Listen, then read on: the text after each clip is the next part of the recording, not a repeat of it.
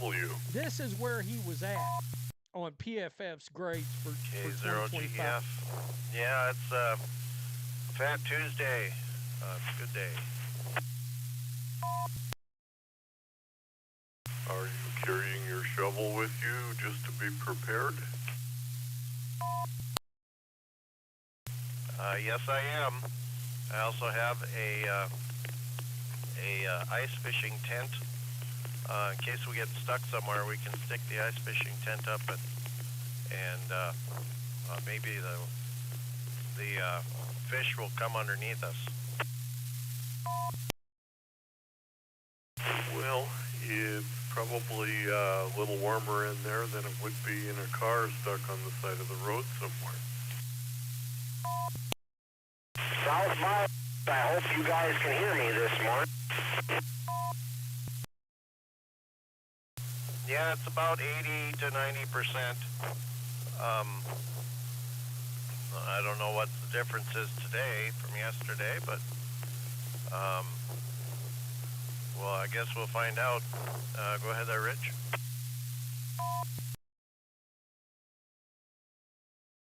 Well, I had a somewhat depressing job that I did that I didn't know I needed to do, but I was clearing out some things in my phone, and I went through, and I have 23 acquaintances that have passed away since I went through my phone the last time.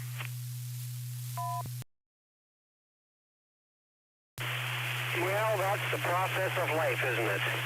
It gets tougher as you get older. More seem to pass away. My dad made that same complaint. At 95 years of age, there are no friends. And just young that's all. But yeah, all friends pass away, so that's a bugger. Over there to you, Brian, KD0 South by West.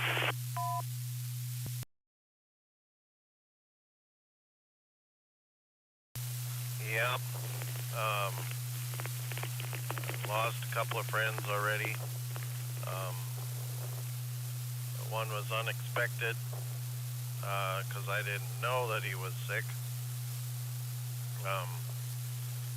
And I wouldn't call us great friends. We were acquaintances from high school. We graduated together. But still, it's a surprise when it happens at 51. The other thing is I have a message, like a phone message that I got from one of my friends. I still keep it on the phone because I can't hear his voice anymore, so that's the only way I'd be able to hear it. So might have trying to think now. Oh, I've got two of them I know. Go ahead there, Rich.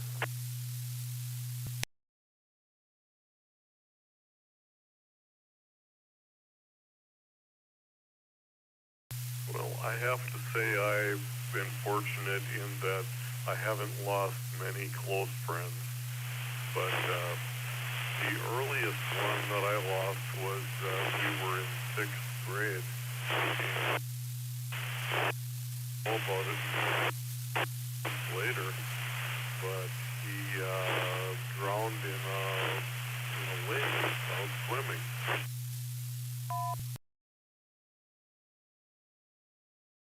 Yeah, drownings are always tragic because they always take people that could have lived much longer. Anyway, you were kind of in and out, so maybe I'm kind of in and out too. I don't know. Anyway, yeah, it's a hard thing. And people pass on because they get old, or they pass on because of accidents or diseases. We live in a very uncertain and dangerous world at times. More in there, Maxwell, you could just have a little corner of your mouth with a smile. KD0 SPW. Well, we just got a real deal on some bubblers, 50 cents a piece. So we got a whole bunch of them. They're normally $3 a piece, and they're probably expired. But you know, when beggars can't be choosers at times, so get the deals when we can. Shoot, there was something else I was going to say too. Now I can't remember. Oh, yeah, Tony, you were fine. I'm thinking Rich was probably walking around in the middle of the building somewhere versus near the edge of the building. Go ahead, Rich. Actually, I was in my usual recliner, and now I have switched from 440 to 2 meters. Is this better? Much better. So, for some reason, 2 meters works in certain spots and 440 in others, so it's working good right there right now anyway. Anyway, we're poised for what's coming. I don't know if it's going to be rain, snow, or nothing. I guess the only way of being certain is to wait 2 days and see what happens. Over there to you, Brian.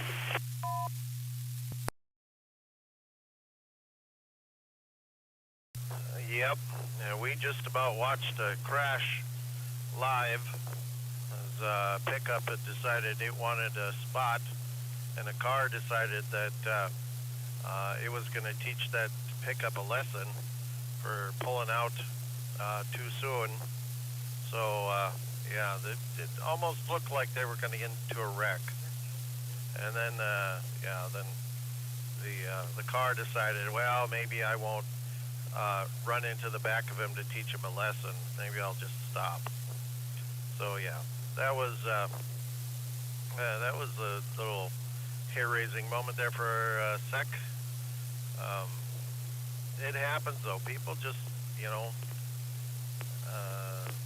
people make a decision, and then another person says, well, that was the wrong decision, and then they use their car to teach a lesson, and I think that's a wrong thing. Go ahead. Yeah, if you're going to teach someone a lesson, the best way to do it is probably with your words. I do have a question for you, though, Brian. What are these bubblers that you're speaking of? I would imagine they're quart pop, but that'll be Brian to let you know. Yeah, it's a fizzy water with flavoring that has caffeine in it. It has a cup of coffee worth of caffeine in it. The kids at school drink them like they are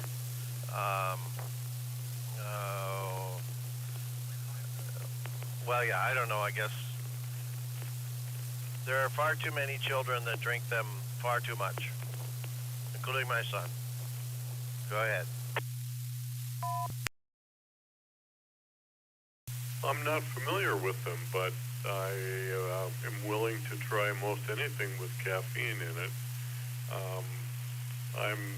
Have been sort of a Diet Coke addict for quite a few years.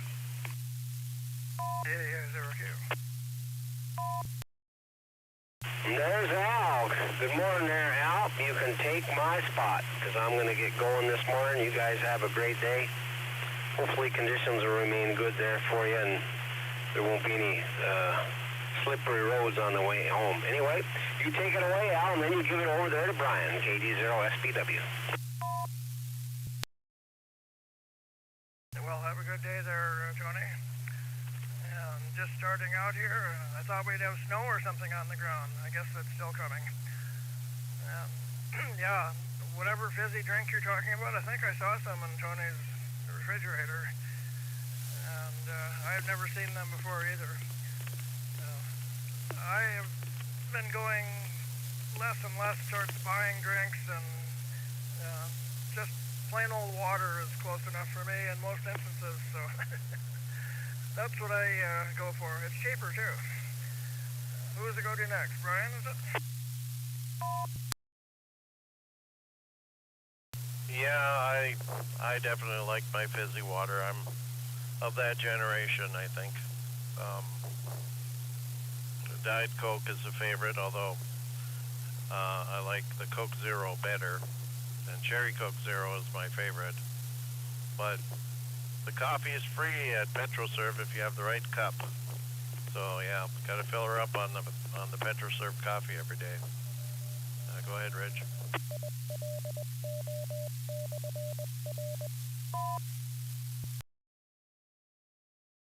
Well, I have a Keurig machine, and I've had one pretty much since they came out. And I've tried a few different coffees, and I have a favorite, and that's the one that I have. It's Folgers Black Silk, and it's dark, and I don't know. As far as water goes, if I'm at the farm, I drink a lot of water. I'm not a big fan of the city of Moorhead. K0NW.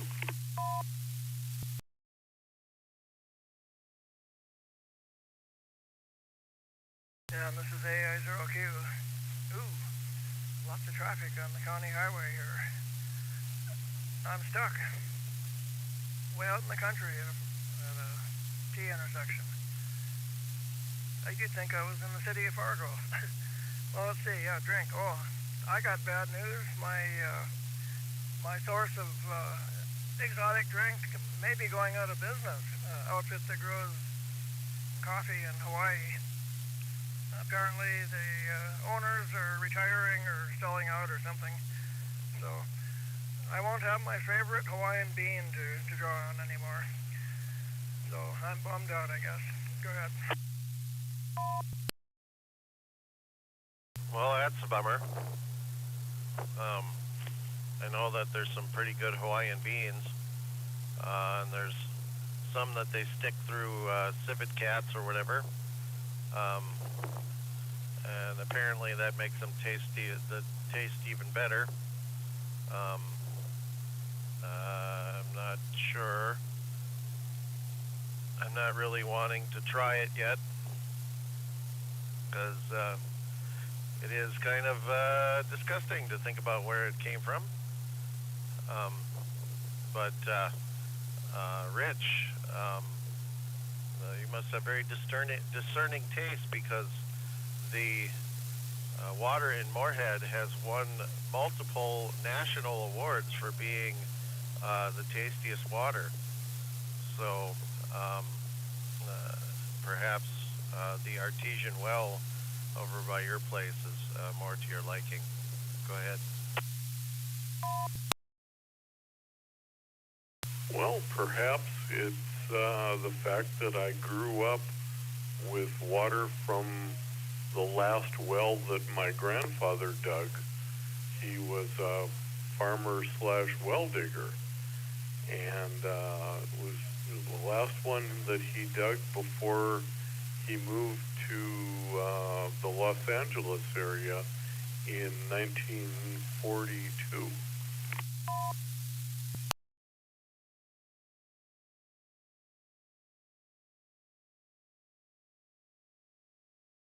And I never had any problem with Moorhead water either.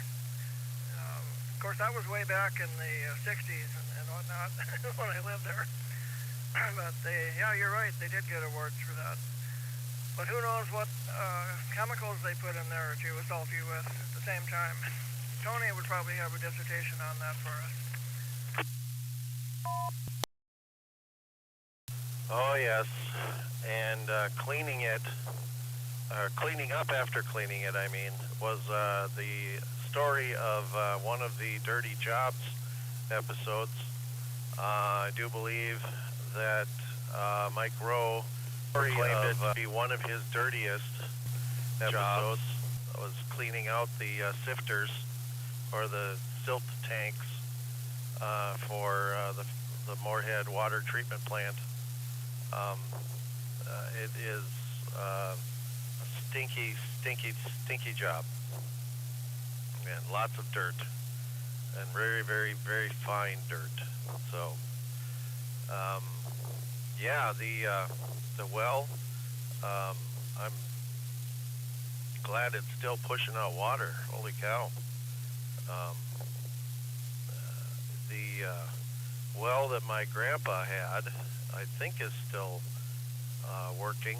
I don't know if he dug it or not, or put it in, but it was artesian water up in Walsh County, and very salt heavy and very tasty.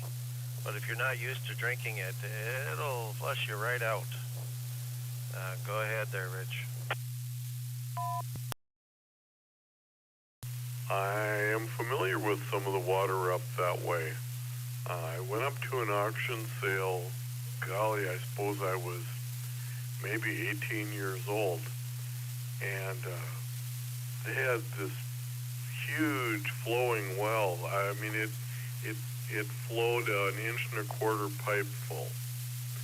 And so, okay, I bent over and took a drink of that, and it was the saltiest thing I had ever put in my mouth. I can't imagine that cows did well on it because they drink a lot of water. But my well, it actually isn't the last one that my grandpa dug anymore. About 20 years ago, I had to dig a new one. I just wasn't getting enough water out of it for the number of cattle that I had. But the one I have now is about 40 feet from that, and it's the same depth, so I'm thinking it's in the same vein. And now simply can't run out of water.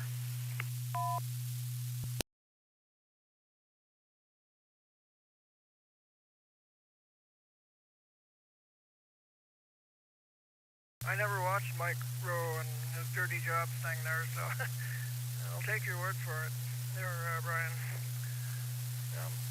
Let's see, if I can tell this story straight, maybe I'll try here. You want an exotic drink? Well, there was this tea lover who heard from a buddy that over in Australia, there was a town in the outback by the name of Mercy. You know, is it Lord have mercy? Mercy, Australia, who had this tea that you just got to try.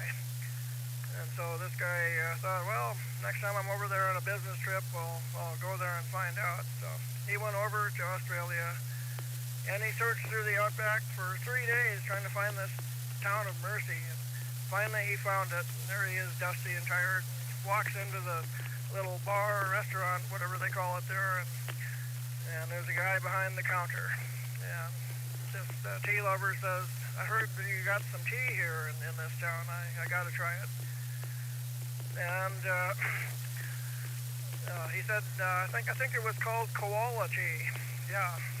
All right. So the guy behind the counter, he reaches behind the counter and he pulls out a little cage, and in there is this koala bear, a dusty, dirty old bear. And he grabs the bear in a jug of kind of warm water, not really steaming, and holds the bear over a pan and pours the water over it, and the water drips down through the fur, and all the stuff drips down in the pan. And then he takes that pan and puts it in a teacup and hands it to the tea lover. And the tea lover is looking at that and saying, what? That stuff isn't even strained. And the guy behind the counter says, well, of course not.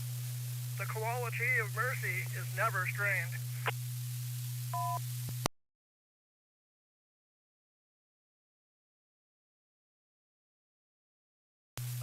That made me smile. Oh boy. I've got, I'm trying to think now. Nope, can't think. That was too funny. Go ahead, Rich. Oh, I had to repeat it in my head a few times to even find the humor in it. And yes, it was cute, but golly, you must have used your bike to travel far enough to get that one, Al. KE0NW.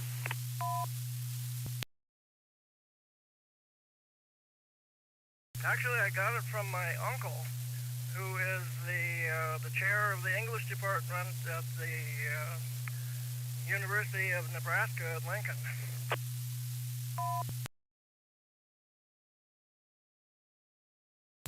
Oh yes, the quality of mercy. Love it. I'm trying to think now. Nope. Still love the puns. Gotta have them every once in a while. And the kids at school just grown and grown. And as they would say, that's a real groaner. Go ahead. Well, you have a fresh one to tell today.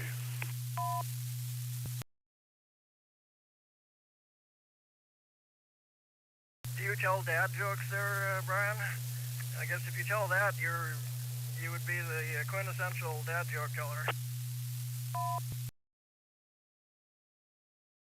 Oh yes, I'll tell a dad joke or two. That one may end up in the repertoire.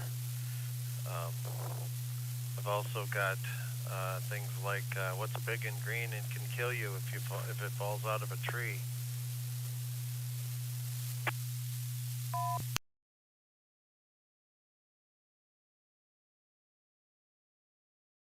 I give up. Yep, you got me too.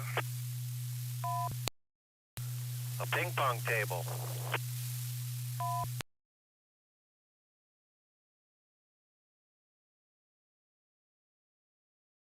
I'll clear myself off this channel right now, okay?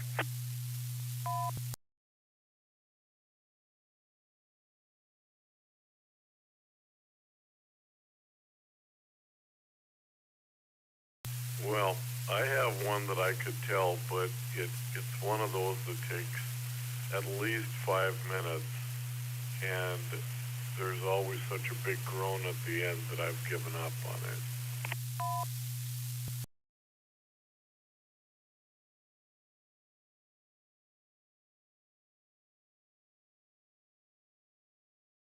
Oh, he's searching in his memory for another one. I didn't actually clear off, Brian, so go ahead.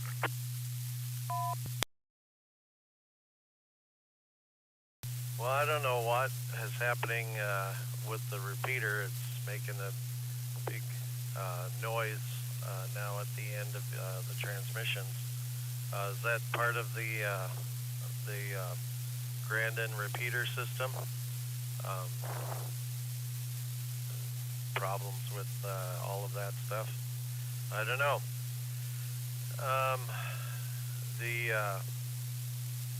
I have a whole set. It's about 5 minutes.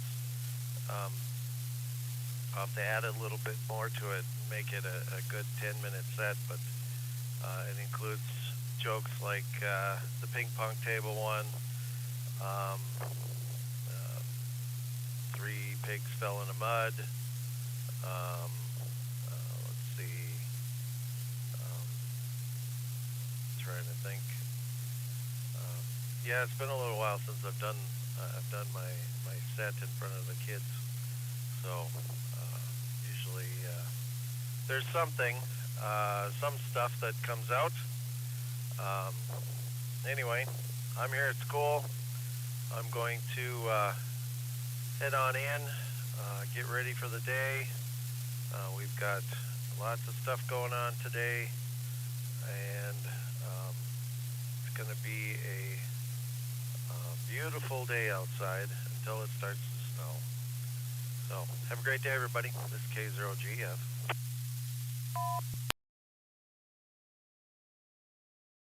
Have a good day, Brian, and don't mess with those young minds too much. KU0NW.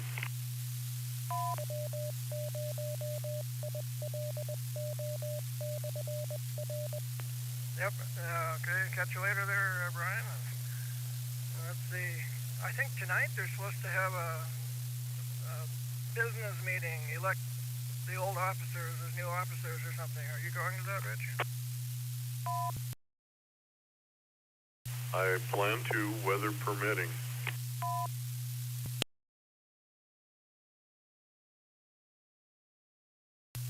Okay.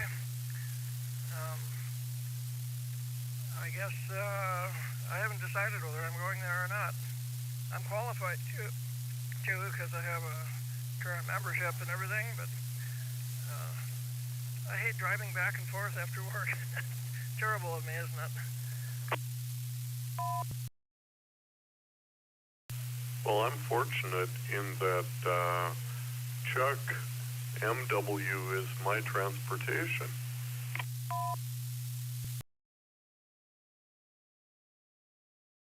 Chuck, who was lurking in the weeds here? Yeah, okay. So, anyway, I'll see what happens. Oh, this is not a dad joke or anything, but maybe you've seen this before. But if you saw a kind of a pine tree on a piece of paper with a round circle above it, do you know what that is?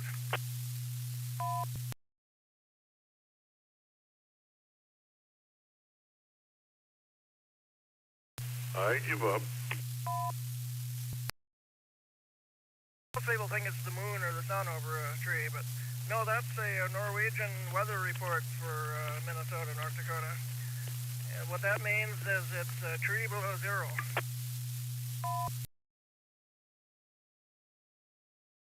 Okay.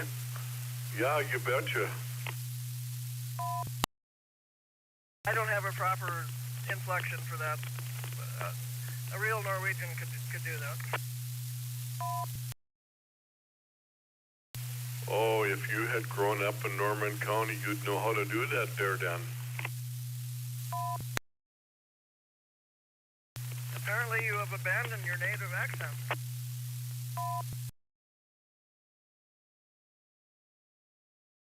Well, if I were to have an accent, it would probably sound very German.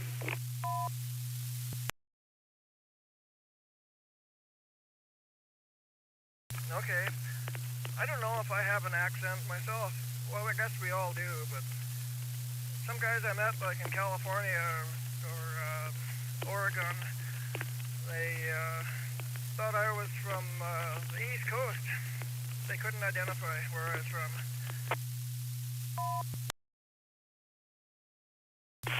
Well, I can identify that there are certainly a lot of TV and radio announcers, especially TV announcers, that do not have a Midwestern accent.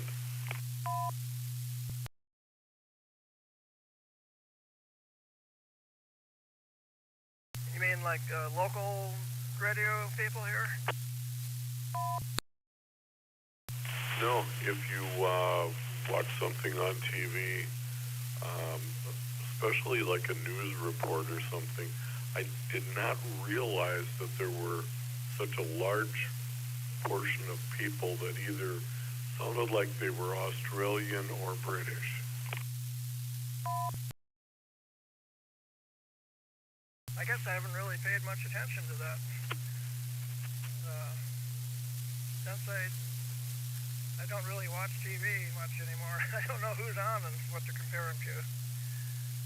I know that back in the day there was a certain type of English. It's not Cockney, I forget what it was called, but that if you wanted to be an announcer on the BBC, you had to have that particular British accent because that's the image they were projecting to the world.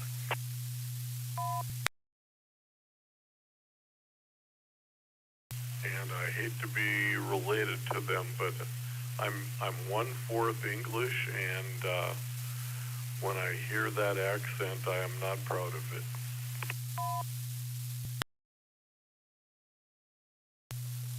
Okay, I don't even know what English means because the English island there has been invaded by so many people. And different groups come that do they actually have a set identity? If you ask someone from there, they will say, "We are not English. We are British. English is the language we speak."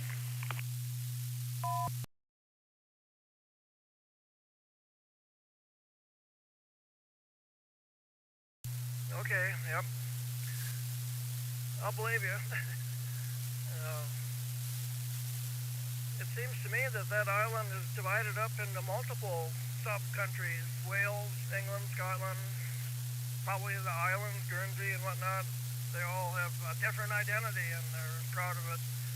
If you go down to Cornwall, those guys, they don't identify themselves with the rest of the island either. So that's what I mean, it's kind of chaotic there to my mind.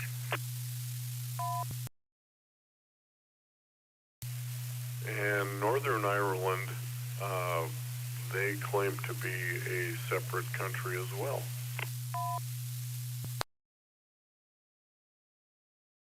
Oh, I forgot the Isle of Man, those guys. They have such a weird three-footed symbol. I don't know where I wouldn't want to be from there with that symbol.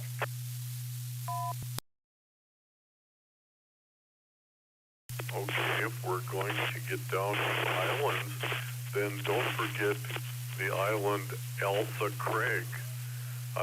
Because if it wasn't for that island, why we wouldn't have curling stones.